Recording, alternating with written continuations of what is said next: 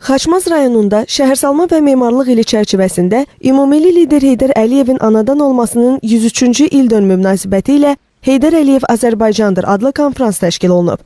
Tədbirdə Xaçmaz rayon İcra Hakimiyyətinin başçısı Elnur Rzayev, Milli Məclisin deputatları Ağalar Vəliyev, Sevil Mikaylova, Mahir Süleymanlı, Yeni Azərbaycan Partiyası Xaçmaz rayon təşkilatının sədri Məhəmməd Balaqadaşov, yerli hüquq mühafizə orqanlarının rəhbərləri, şəhid ailələri, qazilər və rayon ictimaiyyətinin nümayəndələri iştirak ediblər. Tədbir iştirakçıları əvvəlcə ümummilli lider Heydər Əliyevin abidəsini ziyarət edərək önünə gül dəstələri düzüb, əziz xatirəsini ehtiramla yad ediblər.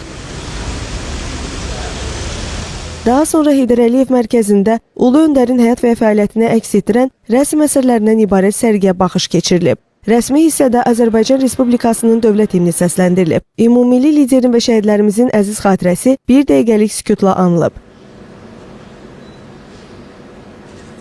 Konfransda rayon İcra Hakimiyyətinin başçısı Elnur Rzayev çıxış edərək Heydər Əliyevin Azərbaycan dövlətçiliyi tarixindəki misilsiz rolundan, onun müdrik strategiyasının bugün Prezident İlham Əliyev tərəfindən uğurla davam etdirildiyindən danışıb. Bildirib ki, Ulu Öndərin əsasını qoyduğu inkişaf yolu sayəsində ölkəmizin ərazi bütövlüyü təmin edilib, iqtisadi və sosial sahələrdə böyük nailiyyətlər qazanılıb. Elnur Rzayev qeyd edib ki, Prezident İlham Əliyevin rəhbərliyi ilə şəhərsalma və memarlıq ili çərçivəsində Xaçmaz rayonunda uğurlu layihələr həyata keçirilir.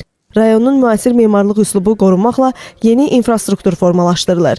Daha sonra Milli Məclisin deputatları Ağalar Vəliyev, Sevil Mikaylova və Mahir Süleymanlı çıxış edərək Heydər Əliyevin zəngin irsi, dövlətçilik məfkurəsi və xalq qarşısındakı əvəzsiz xidmətləri barədə fikirlərini bölüşüblər. Yeni Azərbaycan Partiyası Xaçmaz rayon təşkilatının sədri Məhəmməd Balaqadaşov bildirib ki, Heydər Əliyev ideyaları əbədidir və bu ideyalar ətrafında birləşən Azərbaycan xalqı dövlətimizin daha da güclənməsi naminə fədakarlıqla çalışacaq. Tədbirin sonunda ümummilli liderin həyat və fəaliyyətini əks etdirən Heydər Əliyev Azərbaycandır adlı sənədli film nümayiş etdirilib.